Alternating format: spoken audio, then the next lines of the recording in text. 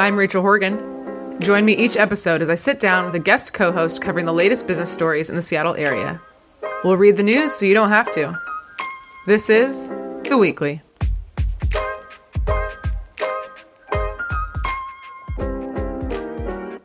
Hey everybody, happy holidays. I hope you enjoyed your time off. I also wanted to take some time off, so in order to do that, I am going to replay an older episode from August, and I chose this one specifically. It's with Amber Simonsen from Alaska Airlines, because a lot of people came to me and said this was one of their favorite episodes. It was a little bit of a unique format in that we spent most of the time talking about tips for overcoming overwhelm and signs for burnout, and also how you can enjoy your vacation. So I felt like, of course, this makes sense as some of you guys are going into the new year. And before I replay it, I actually asked Amber to come back on with me really quick to check in with her. So hello, Amber. Hi, Rachel. How are you? It's a pleasure to be back. I know, it's so fun. Thanks for jumping on with me. So what's changed for you since we recorded in August? Any new updates? Oh my goodness. So much has happened. It's amazing what can happen in just a few short months. I have a promotion at work and working on some very exciting work between the Alaska and Hawaiian Airlines merger, which is great. Mm-hmm. And also on the personal front, my book came out, which is fantastic. Yes, so next week will be better. Next week will be better. Oh, it's so cute. And that can be, anybody can buy it anywhere, all the places? It is on Amazon. I also sell it through my website, and it's so fun to hear the feedback from folks. I had a few folks reach out to me and say, I want this for my whole team, which just is so encouraging and wonderful to hear as a new author. The other best compliment I got was, I love a productivity book that does not take a full week to read. Yeah. So I think size is important when it comes to books that are trying to get you more time. And this book delivers on that, which I'm so happy to be able to help folks with. Well, I am looking forward to reading it. So yes, it's exciting, and I'm happy for you and I'm proud of you. Thank you. So before we replay the episode, was there something, I know you and I both re-listened to it. Was there something that maybe wasn't covered in this episode that you want to include now? Any extra tips for the people? You know, I think one tip that is in the book, and I'm always surprised by what someone calls out as their favorite one, but one that seems to be resonating right now is there's a lot of bad news out there. And I think as all of us trying to navigate some really crazy times, anxious times, starting your day with something inspirational instead of the news. And I can't believe I'm telling you this because, Rachel, you do such a good job delivering bite-sized business news, which I love. But it's really important for us as we kind of enter our workday that we start with something inspirational, and the news can wait, and then we can do it on the way home. Yes, right? Yeah. Listen to the Weekly on the drive, maybe on the drive home from work. Exactly. No, that's a great piece of advice. So one more thing before we replay this. This episode's going to air on December 29th, so right around the end of the year. Is there anything you want the people to know about either enjoying the last few days of their holiday, or perhaps goal setting for 2025? What do you have to say about that? So, Rachel, you know that I don't like the word resolutions because it feels very empty and it's just trendy. And of course, it doesn't last. And so even goal setting, as that's become more in vogue, I think goals can be really intimidating. And so as you think about what do you want to be true at the end of 2025, that can be a much better frame. It could be something as simple as, I want to spend my time at work better. It could be that I want to spend more time on myself, and then start to ask yourself those little questions about how do I take one step closer to that and really break it down. You know, I'm a project manager, so I love to break down work, but I think it really is about framing. If we talk about goal setting, a lot of folks will say, yeah, I'll do that later. But if you can really think about end results and then work backwards, you will be shocked at what is possible. Honestly, that's how this book got written last year. Just one small step at a time. Well, Amber, that's really great advice. And I know there's lots more in this episode. So thank you again for jumping on with me, and congrats to you. And for everyone listening, enjoy the rest of this episode. Thanks, Rachel.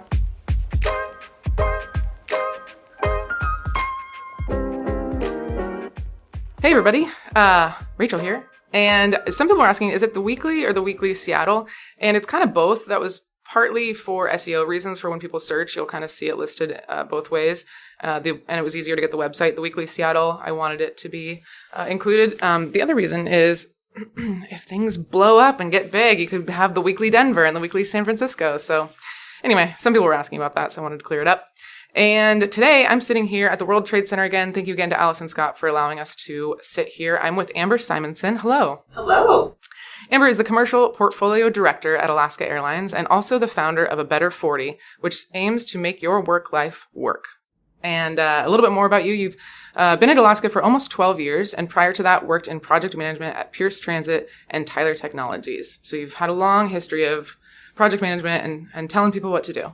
Well, and getting things done. I think that's the thing that lights me up. Mm-hmm. Yeah, absolutely. So just this episode is going to be a little bit different. I'm trying new things.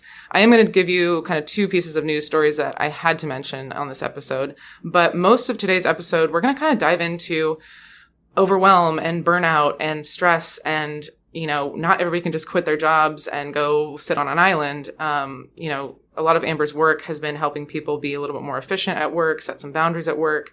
So we're going to have a bigger discussion about that. And if you like this kind of format, maybe we'll do a few more of these kind of deep dives into different kind of topics. But I felt like no matter whether you are working, at a bar or at a desk job or remote or whatever, I think some of these tips are really going to apply, don't you think? Yes, absolutely. I think whether you're hybrid or not, these are the kind of tips that you can put into practice and really see improvement in how your work life works so that you can live that fuller life when you get home. Yeah, definitely.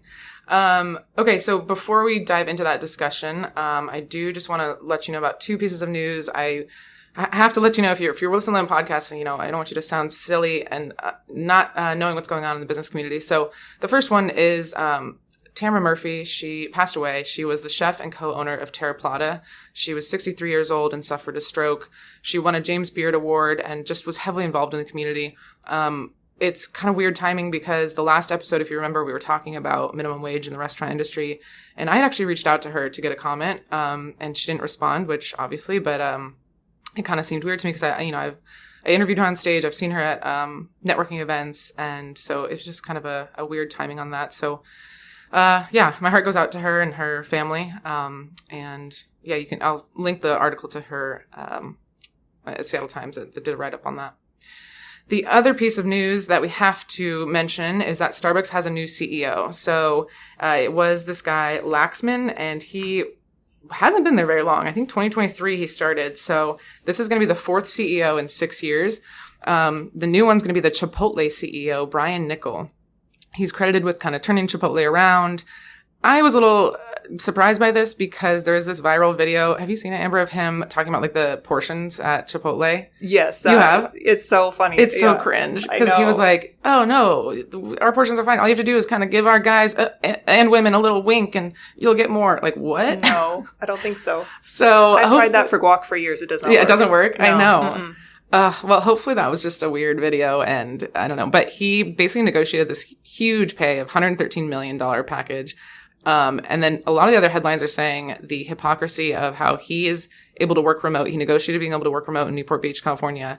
But his employees have to come in 3 days a week, which, we know CEOs' lifestyles. They're traveling around, they're flying around. They're not really in the office a lot. But I think the optics on this aren't good, right? They're not good. And I think you really do need that chance to connect with others. It doesn't have to be every day. That's why I think the hybrid environment really works. As long as when you are in person, you're taking that time to connect with your employees, connect with just people at large, especially as a CEO. Mm-hmm. You want to make sure folks know what you're trying to do with the company so that when new direction comes out, you actually know. And I really appreciate that about the leaders I've worked with is that presence is super important. And you can be not present and still in the office too. Yeah. If all you do is go in your office and share your door. So I'm interested to see if that remote workplace, maybe he's getting on a plane every week, which I'm sure Alaska, we'd love to fly him up from there every week. But I think presence means a lot to staff, especially in that corporate environment as he's driving his direction and strategy. Yeah, it's not a good look to start out as the new CEO doing that. There's a great podcast called Seattle Now. Joey Thompson, a reporter for Puget Sound Business Journal, talks about how their strategy has gone away from the third place model and they just want to make everything faster and more efficient, changing the way they serve their ice, all that kind of stuff. So check that out if you want to dive a little bit more into it. But the headline is that Starbucks has a new CEO. It's the Chipotle CEO, Brian Niccol. Okay, let's get into A Better 40. Yes. I'm so excited. Okay, so let's start with kind of defining what is overwhelm versus burnout? And I think that overwhelm eventually leads to burnout, but kind of, can you talk a little bit more about like the differences that you see and kind of how we get to burnout? Sure. When I think about overwhelm, it actually goes back to that old shipping term that comes from overwhelm is when water starts to come over the bow of the boat. And that can be a really scary situation unless you're just moving through the water and it's coming over and it's splashing out. But as it starts to load up, you start to feel like you're sinking. And overwhelm by definition is too much. And so when I think of overwhelm in the workplace, that's either too much work in terms of volume, it's too much stress, it's too much pressure, it's not being able to feel like you can come up above that water, still using the water term. What's interesting, though, is when you combine that with scarcity. Scarcity is about not having enough. And it's so interesting. There was a study done by Dr. Dan Brennan, and he actually talked about the impact of scarcity mindset. It actually lowers your IQ by 14 points on average when they did the study, which is crazy because I need all the IQ points I can get. And so if I'm constantly living in this state, if I don't have enough time, and you combine that with overwhelm as I have too much to do, it creates a tension where you actually feel stuck. And that stuck feeling, if not addressed, is going to spiral you towards burnout. And there's lots of folks that have talked about burnout, over the years, lots of great resources out there. But I think the thing I want to make sure folks understand is when you start to feel that overwhelmed feeling, it's a signal. It's a signal that it's your body telling us something. Yeah, exactly. And you actually have to get a plan in place in order to get out of it. You can't ignore it.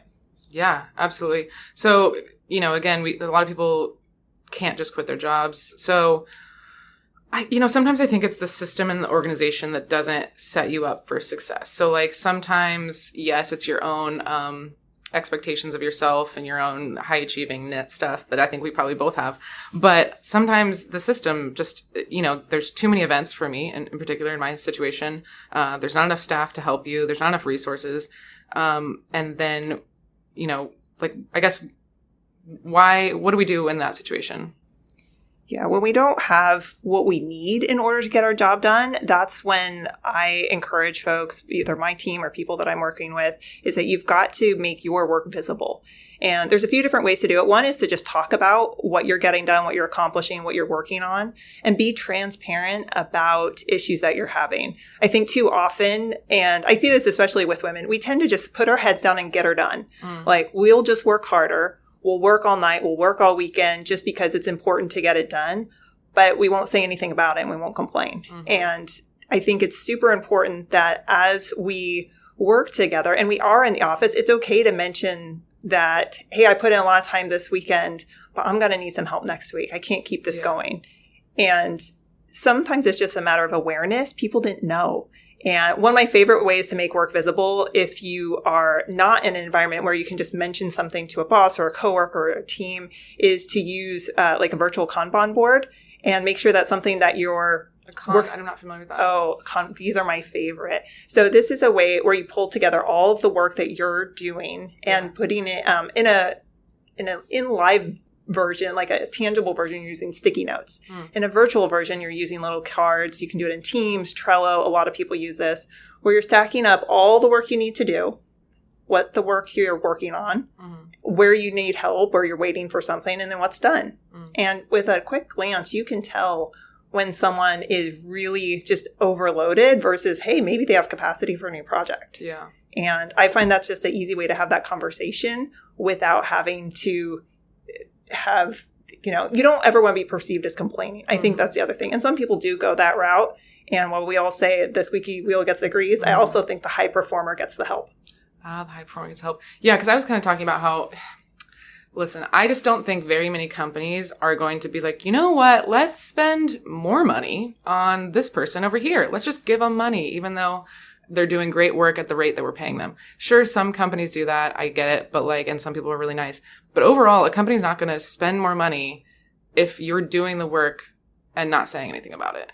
So that's what we're sort of talking about. Like, okay, well, is the solution to go complain and say like, hey, I can't do this with this, without these resources or whatever. But I like your kind of reframe of, sure, maybe that works in some situations, but also, hey, this is what I've been doing. And this is why I need more resources to do better or to, or more pay or whatever, right?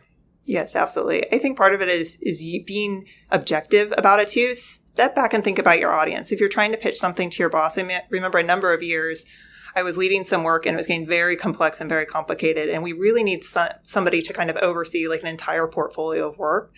And I remember sitting down with my boss and kind of just laying it out visually to show like, here's all the responsibilities, here's the duties, here's what's happening. And this is the piece that's missing. And together we were able to get to a point where, you know, what we really need is we need somebody leading across all these areas.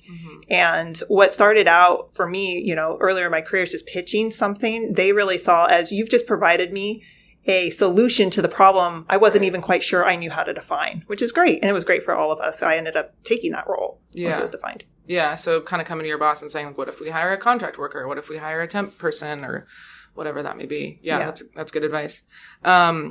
So sometimes it's, like I said, the situation that you're in, but sometimes I know some coworkers are just always stressed.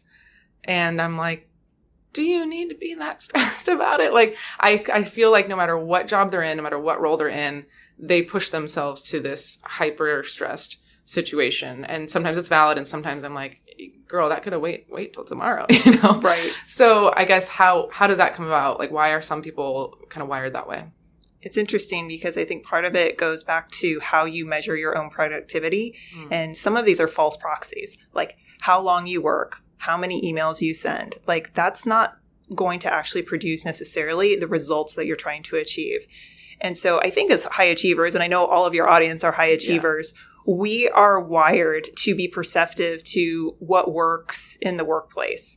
And many of us very early in our careers kind of understood these expectations. They weren't blatantly said, and I call them whispered expectations. Whispered expectations. Okay. Tell me more. So think back to when, you know, you get asked to maybe create a PowerPoint presentation for an executive.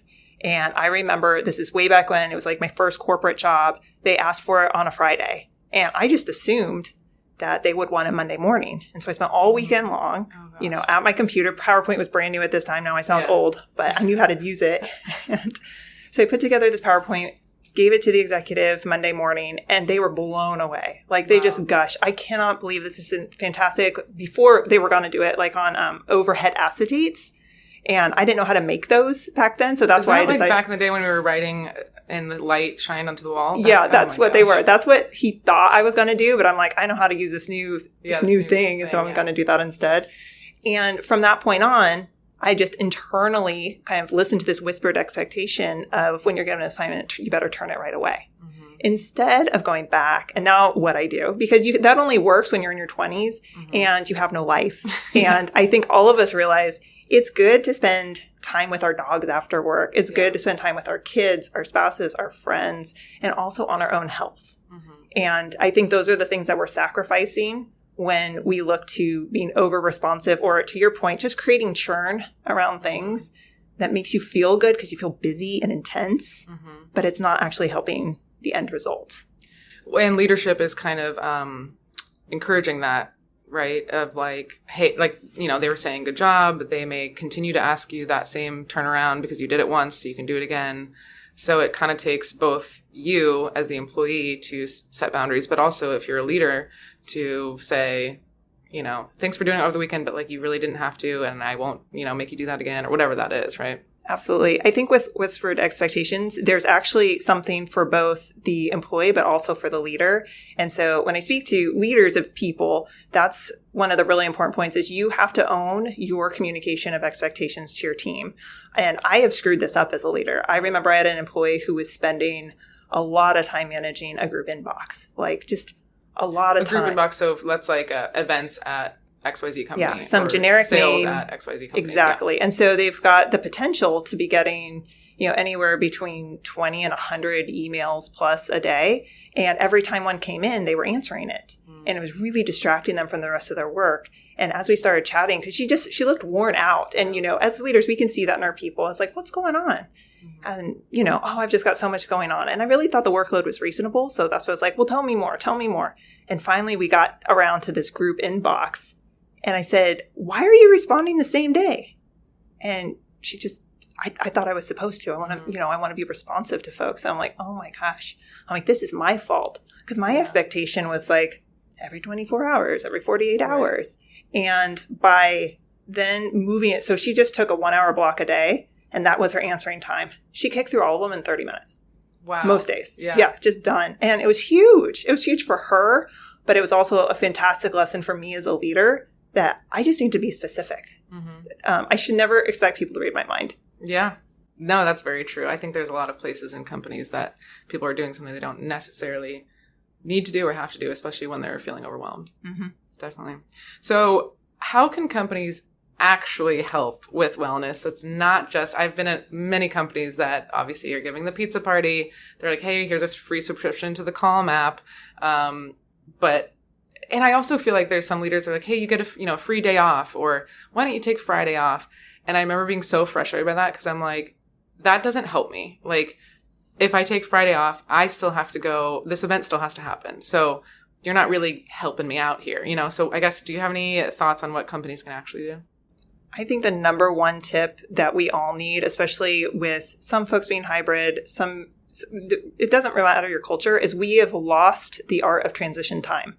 And when you think about what transition time is, it's that time between meetings, number one, but also just going from the topic that you're on into something else. What our corporate culture has done is if a meeting ends at, let's say, 10 a.m., you're going to run that meeting all the way up until 10 o'clock. And then everyone in there, if they have a new meeting coming, you're going to be late or you're just going to be rushed and you won't have processed anything that you thought of, let alone taking care of own personal needs, right. Grabbing a glass of water or something like that. And so I know one of the things that we've been doing kind of in my microcosm at Alaska has been everything ends at 5 till. We're really purposeful about it. Anything that I'm leading or my team's leading. And you can see that start to spread. And it's really powerful because it gives folks that chance to come into whatever's next feeling refreshed. Yeah. I was at a company once where we looked at every single meeting that we were doing and we asked, do we need to be having this meeting? Does it still need to be weekly? Can it be bi-weekly? Are the right people in this meeting? Can it be 30 minutes? All of that kind of stuff. And we ended up getting rid of quite a few. That's great. So I think that's a really helpful practice and something that it was funny. I was talking with someone the other day and they were saying, I wish my HR department would do X. I was like, why don't you? As a leader of a department or division, you have the power to kind of set that tone. When you start a meeting, whether you make an agenda, and I'm a huge proponent of agendas. I feel like if you don't have an agenda, you shouldn't have a meeting, right? Preach. Yep. And so when you program that specifically, like you're going to end at 5 till, everybody's on the same page. And you can start to spread that culture throughout your organization just by doing that. So that's one of the big wellness things. The other one I really believe in working with some very large teams over the years is to be respectful of PTO. And in order to do that, you have to create a culture of coverage. Coverage. Okay. Tell me more about that. So a culture of coverage is a place where and I'm talking like big PTO, like a week, right? Like a real vacation. You are going somewhere, doesn't matter with who, but you're really looking to unplug and recharge. You have to do some prep for that. So it doesn't mean you get up until Friday afternoon and you slap on an out of office and hope the person's name you put in there will take care of things. Like it's actually outlining the things that are at risk. It's outlining who's got what. And that's also briefing your leader or leaders on here's the plan and here's who can take care of those things in my absence. When I think back to, in all the years and the vacations I've taken, there have been times where I've purposely chosen to dial into a meeting or to do something. But for the most part, if I've chosen to be unplugged, I'm able to stay unplugged, which is really helpful because then when I come back, I'm ready to go. Well, let's talk about PTO and vacation because I know a lot of people are taking vacation this summer, but we obviously all have email on our phone. We can't help but check it. But I also have, been on vacation with friends that are like, oh, I'm just going to do a little bit of work today because I'll be less stressed on Monday if I can just get some of this stuff done on vacation. Do you agree with that mentality, or what's your advice for people trying to actually relax on PTO? I don't particularly agree with it, but I understand why people feel like that's necessary. Part of it is that urgency tends to live in the inbox right now, and it shouldn't. Urgency really should exist on our messaging apps. Because if something's truly urgent, then you should be getting an alert right away. Now, part of that is working with the people who are in your circle to say, if something's truly urgent, please get a hold of me. But if you batch process your email, let's say 4 times a day, right? That means you're literally checking email, every 2 hours? So if something needs a response in 2 hours or less, then it should probably come through another path. And like a Slack or a Teams or something. Slack, Teams, call. I remember those when we actually just picked up the phone and called someone. And it's interesting because folks who are used to checking email on vacation, that's exactly what they're doing. They're checking, they're not processing. They're checking it with the same sense of urgency, but it doesn't actually have that urgency, or it shouldn't have that urgency. Exactly. So are there times where there's something really urgent that does need to be taken care of during vacation? Yes. And that should be a push to you via one of those messaging systems versus you having to purposely go into your inbox, engage in that work mindset, and sort through all the vendor emails, all the updates, all the reports. Oh, and then there is something buried in there that you actually need to go dig into and take care of. I think the other part of this is sometimes the people below you or other coworkers, it's really an opportunity for them to step up. One of my first big girl jobs, I was a sales assistant for this senior sales manager, and I'd only been there a little bit, not long, and she went out on maternity leave. But because I was working on her cases and her events, I should say, they were like, well, I guess it's yours now. And it forced me to just hit the ground running and do it. And then I remember when I went on vacation, my coordinator took over, and this was the first time I was taking like a week and a half vacation. And I saw some of the emails and I was about to respond and then I didn't. And then I come back, she handled everything. Like maybe she handled it a slightly different way than I would have, but it all got done. So I think there's a level of let the other people on your team, make those decisions for you, see what they end up coming up with, and allow them that opportunity.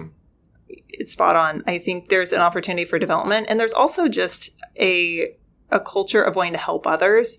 I know I spent the last 2 years leading a group that was been transforming our airports and leading these huge hub construction projects and technology. And you would think during some of these really intense periods, it's like, well, no one just can take vacation. We'll just take vacation when we're done. It's like, no, that's not going to work. We really do need to make sure that folks are being taken care of. And we got to a point where, someone would say, hey, I've got something coming up in 4 weeks. I want to make sure we get a plan in place. And I would kind of lead the group through figuring that out. It got to a point by the end of last year where someone would just raise it and the team would just jump in. I wouldn't even have to do a thing. They literally, that culture of coverage had already taken hold, which was really important, which allowed folks to unplug. It's so interesting though with the unplug. Would you ever leave your phone on Do Not Disturb at night with emails on ping? No, because every time it would ping, you would get out of sleep and have to adjust it. That's kind of what it's like when you're on vacation and you have notifications on. You're literally disrupting your relaxation, your, unplugged time, especially if you're with others. Mm-hmm. Is that what you want their memory to be? It's like, oh, mom was super engaged until her phone went off. Yeah. Right? Yeah, I went on a retreat and there was no cell service. And I could tell the difference of just not even have any access, can't even access it if I wanted to. Yeah. I always recommended something. It's a little controversial, I know, in some circles, but take your email app off your phone when you're on vacation. You can always get to it through the web.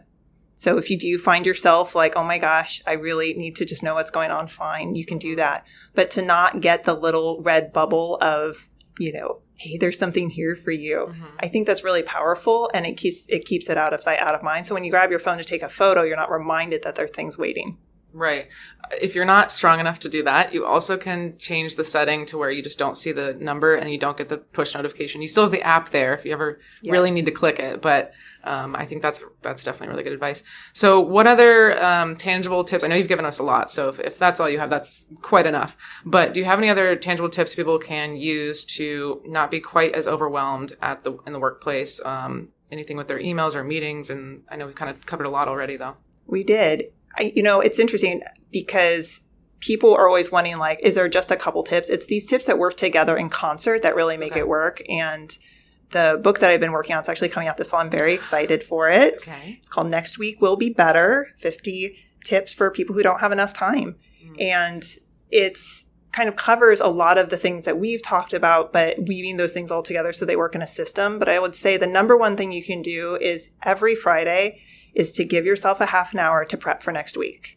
And when I say prep for next week, there's a series of things you do. Today's Friday, and I really thought you were going to say, go to happy hour. And I was like, I am. Oh, well, that's good too. No, do that. No, spend 30 minutes prepping. Yeah, spend the 30 minutes prepping. And that's about making sure that your schedule is set up to help you succeed next week. So what are the things that are due? Have you actually scheduled yourself time to work on the things that are due. Right. Like time for actually doing tasks versus time for meetings. Exactly. It's interesting because meetings come onto our calendar from others for the most part. I mean, a lot of us do set a lot of meetings, but we can control those and we can space those out. For instance, I like to put one-on-one meetings over the course of 2 days because that allows me to get into a mindset and to do kind of a rhythm of review of those agendas prior to those meetings versus having them completely spread throughout the week. Then you're kind of always in that mode. So that helps me do that.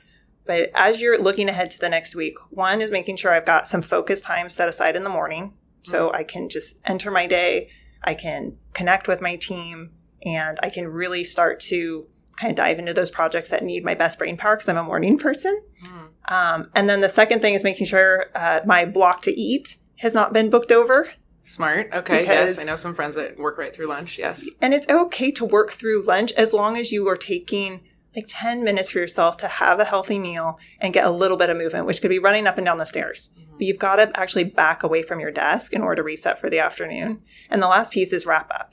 You've got to have that chance to kind of flush your brain of all the things that you've been thinking of. And I actually do something that sounds silly, but I write myself a little note. Here's all the things I need to tackle tomorrow.